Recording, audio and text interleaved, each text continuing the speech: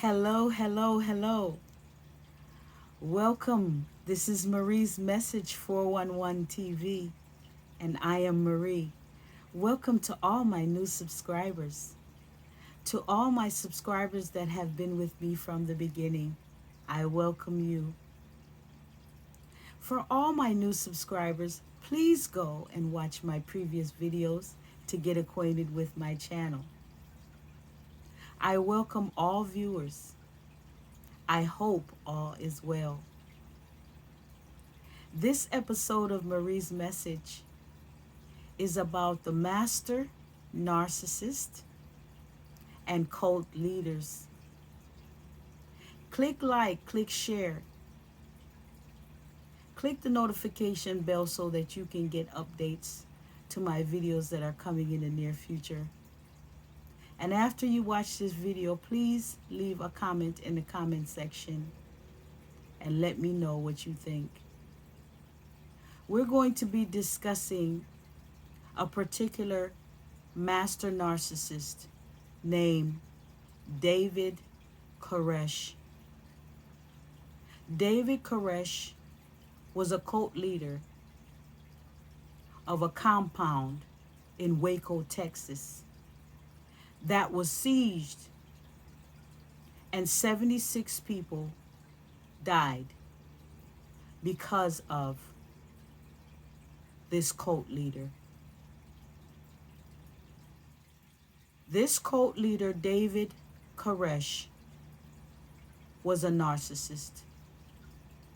And I pulled up an article on Google that I'm going to share with you about the life of David Koresh.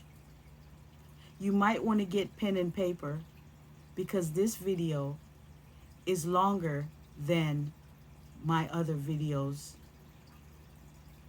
I'm going to go into detail from his birth and childhood on up to his adulthood, and then explain in detail about the narcissist and narcissism and how leaders that are narcissists use their leadership to manipulate, use, and abuse people who are gullible and naive and easy to manipulate.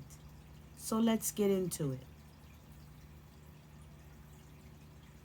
The article came from a website, UKESSAYS.com.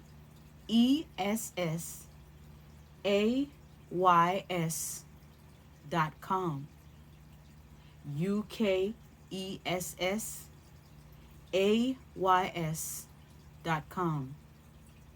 David Koresh was born Vernon Wayne Howell to Bobby Wayne Howell and Bonnie Sue Clark on August 17, 1959, in Houston, Texas.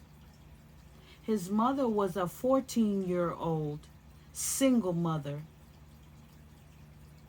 at the time of his birth because his father met another girl and abandoned Clark. He didn't have a stable father figure in his life until age 7, living the first 4 years with a violent alcoholic mother. He was placed in the care of his grandmother for 3 years and then returned to his mother's care along with her new husband, Roy, and their son, Roger. When Howell was 22, which is David Koresh, he was caught having an illegal relationship with a 15-year-old girl who was pregnant. He then claimed to be a born-again Christian in a Baptist church and soon joined his mother's Seventh-day Adventist church. We have to beware of some of these church leaders. I will talk about that later on in the video. He had fallen in love and became obsessed with the preacher's daughter and claimed to have been praying for guidance when he opened his eyes and found the Bible open to Isaiah 34:16. The line that caught his eye was, "None shall want for her mate," and he became convinced this was his sign from God. When he approached the pastor about the pastor's daughter, the pastor was adamant about keeping Vernon away from his daughter, eventually expelling him from the church after Howell was persistent. He moved to Waco, Texas in 1982 and joined the Branch Davidians, where he played guitar and sang in church services inside the commune. He recruited many members through music. Many former members have stated. A year later, he started claiming that he was a prophet.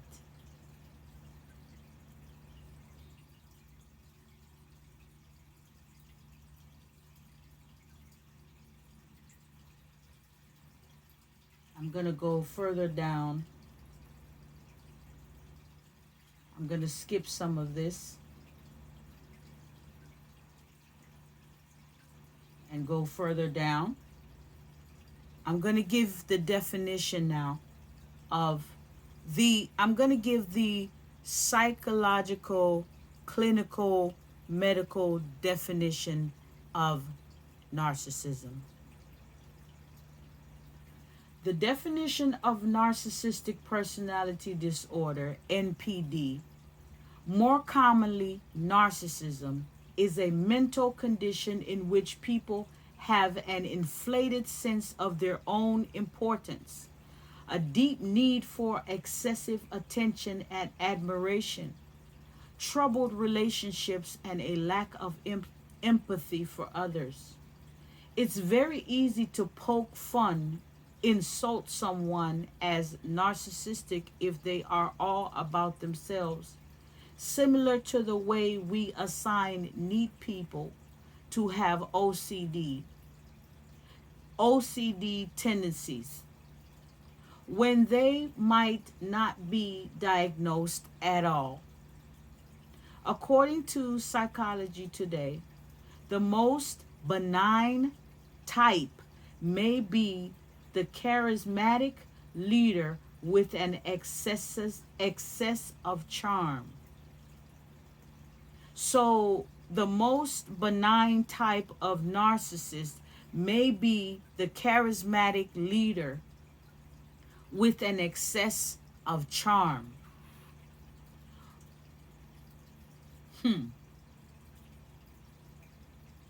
Someone with narcissistic personality disorder will be manipulative and easily angered when they do not receive the attention they think they were born to get. Entitlement. Characteristics, much like other mental illnesses, are on a spectrum of severity.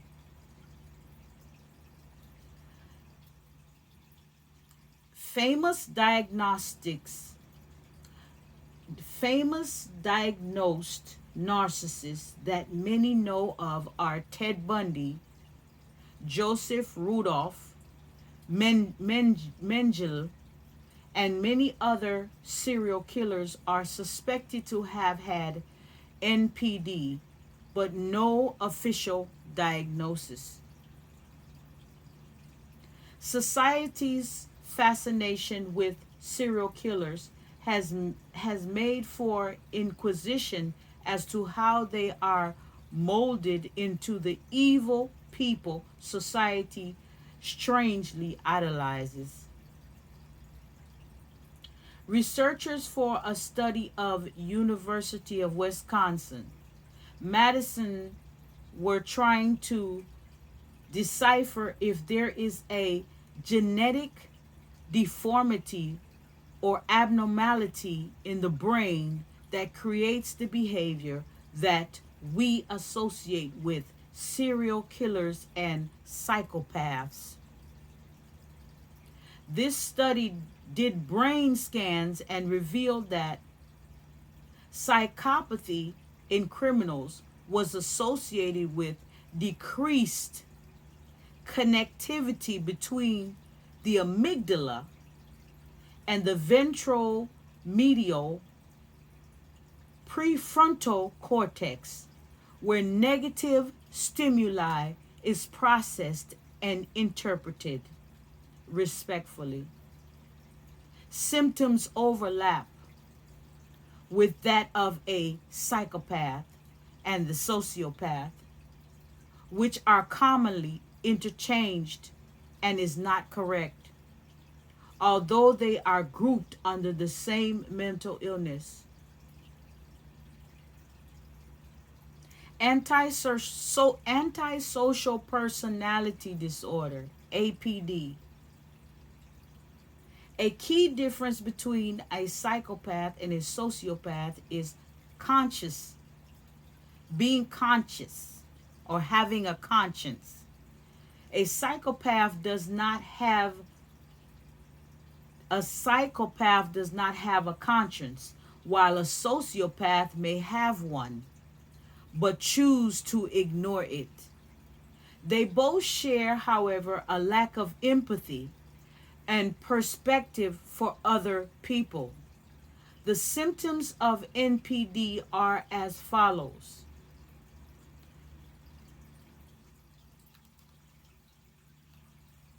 exaggerated achievements and talents, expects to be recognized as superior without verification of said title, preoccupied with fantasies of success and power. They can only associate with people to their standard, monopolize conversations, and belittle people they see as inferior.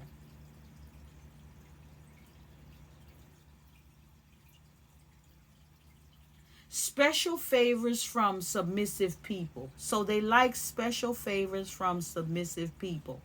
Naive, gullible people. That's who they seek out.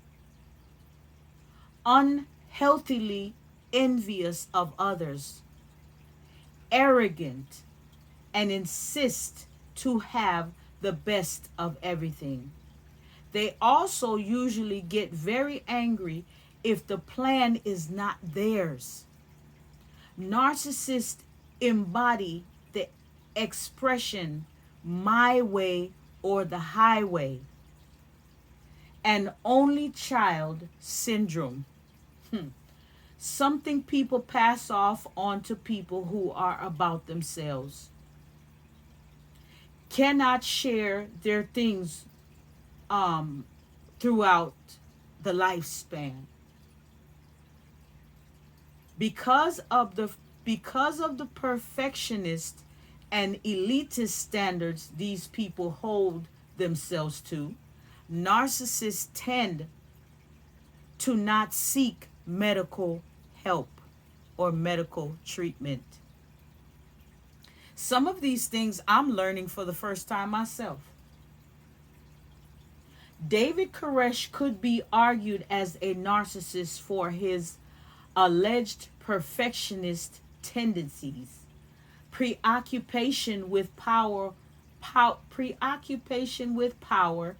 as put forth with the contest with George Rodney, and the sense of entitlement.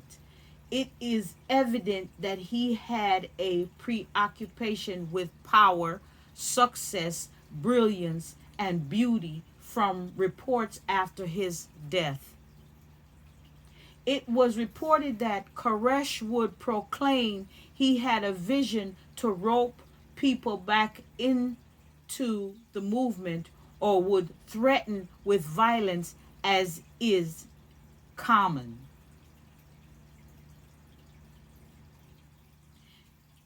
We talked in class about how he portrayed himself as a sinful Messiah, meaning that he was not necessarily the Messiah in Christian sense, but more in the Jewish sense, meaning he was human more than anything.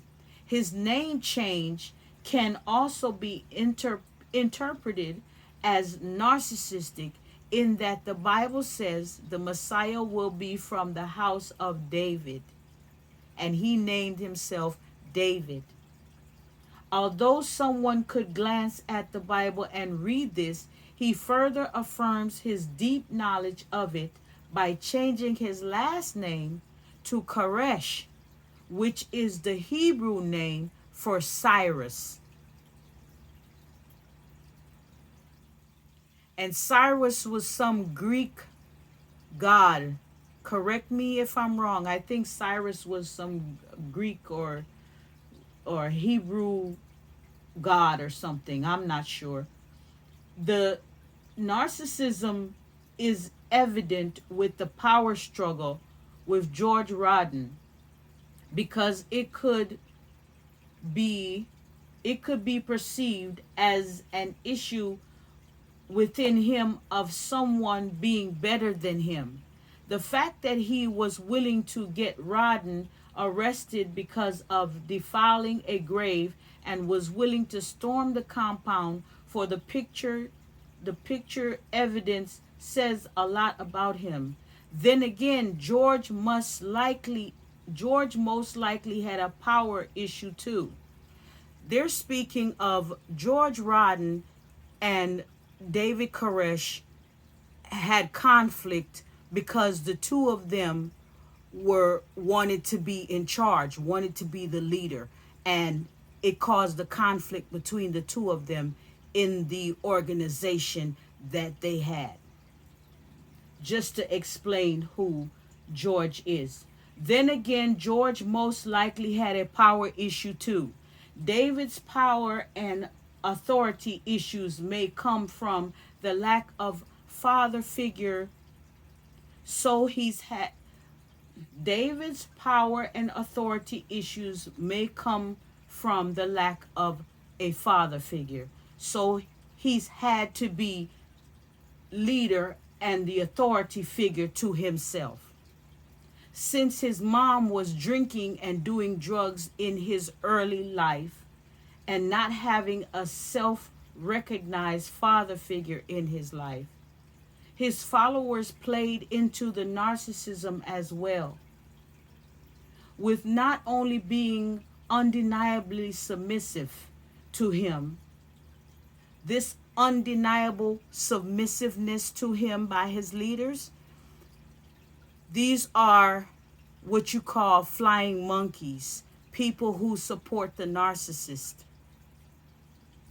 people who are led like sheep, who don't know how to think for themselves, who aren't strong enough to set boundaries and stand up for themselves. These are the people that master narcissists who want to be leaders or bishops or pastors of churches. This is what they do in order to gain followers. His followers played into the narcissism as well, with not only being undeniably submissive to him and his movement during the 1990s, but even now. So even after his death, these people still are brainwashed and connected to this narcissist. So you see, I go back to, there is a spiritual connection to this narcissism spirit, demon, because now they are admitting that these people are submissive to David Koresh even after his death, even up until now. One follower, Sheila Martin, believes Koresh was God himself. even though 4 of her children and her husband perished in the fire from the siege of Waco, Texas, because she was a part of the compound. They were, the compound was somewhere out in the middle of nowhere. They isolate you from society. They might even take away your phone, or keep you from any communication with the outside world. And they are the only ones that have communication to the outside world. These master narcissist cult leaders are usually more into polygamy than monogamy. Polygamy, where they have more than one wife and they have a lot of children with these wives, and the wives have to take turn taking care of the children and the home, and taking care of this narcissistic leader and worshiping him. There are times when there will be punishments in front of the children and the other members of this cult, to intimidate them and to show them what can happen if they try to escape or try to leave. So there's a sense of violent intimidation. And if one of them try to get up the courage to try to leave, and the others find out about it, and they are really brainwashed, those flying monkeys can turn on the one that is trying to escape, and will even help the master narcissist cult leader, will even help the cult leader to try to capture or bring back or keep that person from leaving that toxic situation. One follower, Sheila Martin, believes Koresh was God himself, even though 4 of her children and her husband perished in the fire from the siege of Waco, Texas. She says that it was the way God wanted it. At the time the article was written, it was the 18th anniversary of the fire that killed 76 people. Although Koresh can't be manipulative physically, he still has a hold on many followers like Sheila from beyond the grave. You see how deep this is, and you see why I say that there is a demonic spiritual attachment to this narcissism. These people are so brainwashed that her whole family was destroyed by this man, and she believes that he is God himself, and still believes and worships this man, this narcissistic man who is now dead, ascended, gone.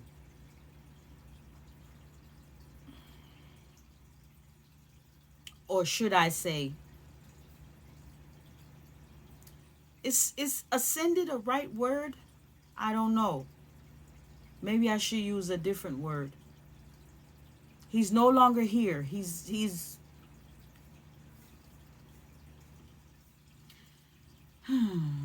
I don't want YouTube to block my video because I say certain words, so I have to be careful of the words that I say sometimes.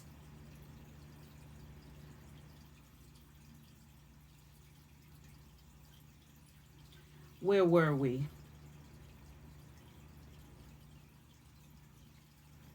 Although Koresh cannot be manipulative physically, he still has a hold on many followers like Sheila from beyond the grave, which further backs evidence of him being narcissist.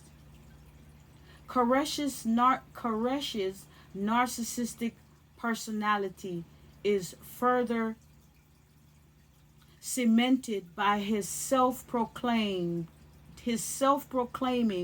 to be a prophet. The Merriam-Webster dictionary or definition of prophet is one of gifted with more than ordinary spiritual and moral insights.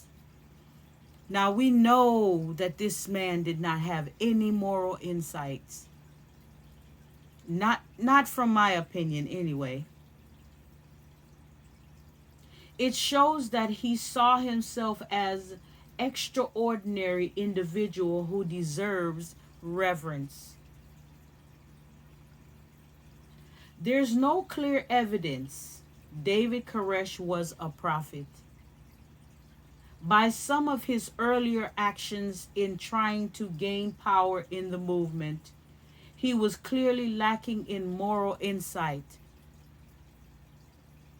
Like I said, he could, however, fit the definition of an effective or leading spokesman for a cause, doctrine, or group, as outlined by the Merriam-Webster dictionary. One could consider that a broad definition that many historical figures could fit, like Martin Luther King Jr. or James Monroe, which does not make them a prophet. Although his followers may have been duped for a time into believing that he was executing God's will, many later came to see that he was simply using religion as a tool to gratify his own needs. That's what a lot of these pastors and leaders, they could be politicians, they could be teachers, leaders, bishops, deacons, pope. In all of these positions, religious positions, they use these positions to be able to get that narcissistic supply. And this is the narcissistic supply on a master narcissist level, because their level of supply that they need is more grandiose. Many later came to see that he was simply using religion as a tool to gratify his own needs. And that's what we have in this society. This narcissistic spirit is possessing people who are like David Koresh.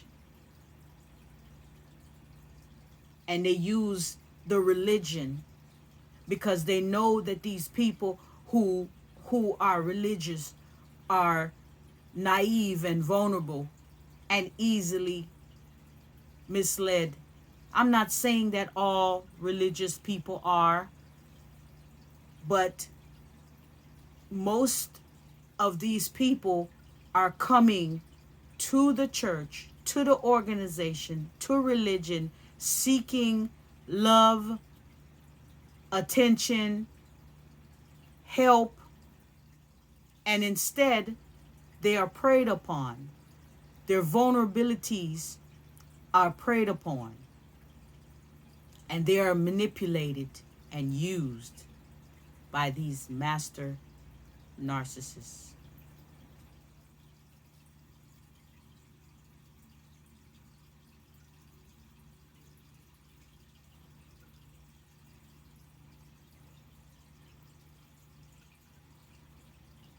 In the end, David Koresh, he was willing to sacrifice children in order to perceive.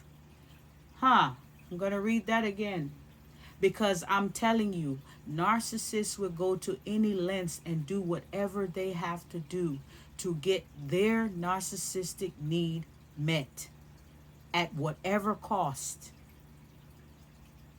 In the end, he was willing to sacrifice children in order to preserve his facade, in order to preserve the person he perceived himself to be. He went to the extent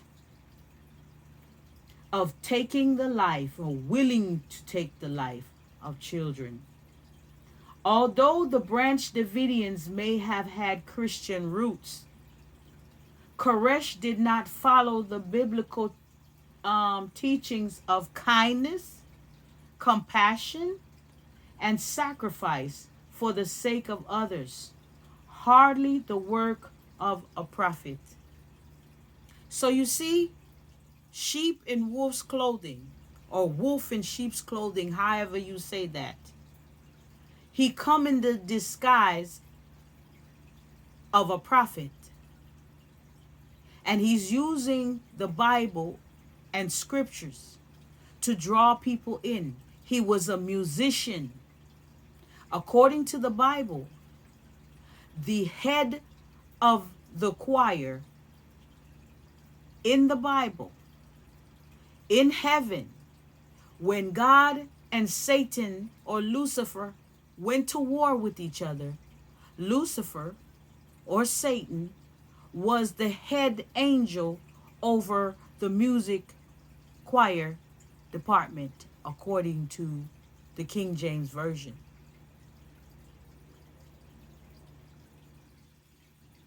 So, it is not hard for this narcissistic spirit to use music to manipulate, use charm to manipulate, and to gain followers. And this is what he did. But what people was not paying attention to was the fact that there was no kindness, compassion, and sacrifice for the sake of others in none of his prophecy or him being a prophet.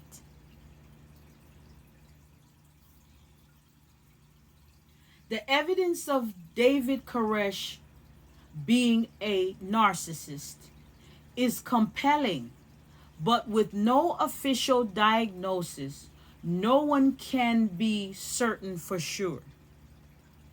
The fact that he consistently put his needs above those of his friends and all others, the needs of his friends and all those who were dependent on him, would suggest narcissistic personality disorder is present. His troubled past and abandonment from his childhood may have contributed to his issue. It is fascinating to study these instances in how people can become so devoid of reason in the presence of one of these charismatic individuals. Basically, they're saying they don't understand how a person can end up being so gullible and easily manipulated in the presence of this supposedly charismatic individual. The mass media made him out to be worse than he really was, even though some could argue that manipulation is the worst kind of emotional abuse. The evidence at Mount Carmel in Waco, Texas, inspired the Oklahoma Unabomber to carry out his domestic terrorism plan. So the Unabomber, the Oklahoma Unabomber, carried out his domestic terrorism plan because of David Koresh's teachings and leadership. David Koresh not only manipulated the minds of his followers.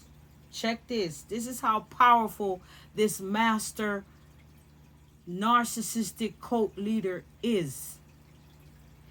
David Koresh not only manipulated the minds of his followers, but he also influenced other persons to execute heinous crimes. As long as there are individuals with this need for attention and power, there will unfortunately be those to take advantage of.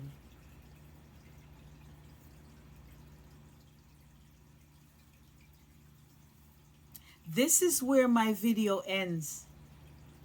It was very educational, very informative. I hope that this video is able to help someone have a better understanding of how narcissism can be on a wide scale, like I said. And so I bring to you this video about the master narcissist, the grandiose narcissist, the cult leaders, the pastors.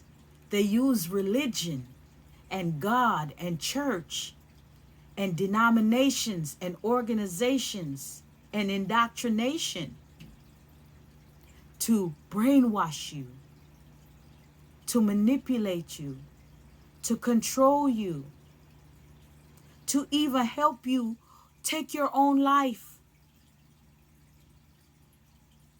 all to get narcissistic supply. And I end this video here. This is Marie's Message 411 TV. Click like, click share.